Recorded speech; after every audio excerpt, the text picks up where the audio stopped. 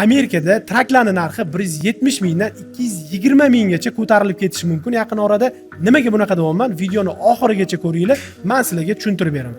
Yaqindagina yana o'sha Trump o'zini yangi qonunni kirgizdi. Bu qonun nima degani? Amerikadan tashqarida ishlab chiqarilayotgan bo'lsa, ularni endi Amerikaga olib kirish 25% lik boj to'lovini kiritdi.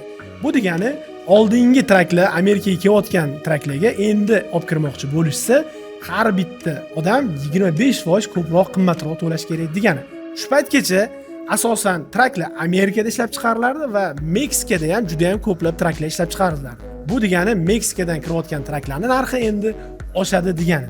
Shuning uchun trak haydayotgan, trak kompaniyasi bor tanishlarga maslahat, hozir sotilayotgan, yurgan bo'lsa ham traklarni ko'proq olish va arzonroq paytda foydalanib qolishni maslahat bergan bo'ladi. Kim biladi, yaqin orada traklarning narxi yana undan ham qimmat bo'lib ketishi mumkin. Ma'lumot foydali bo'lgan bo'lsa, videoga like bosishi va bu videoni trak haydaydigan, trak kompaniyasi bor tanishlarga jo'natib qo'yishi esdan chiqazmaymiz.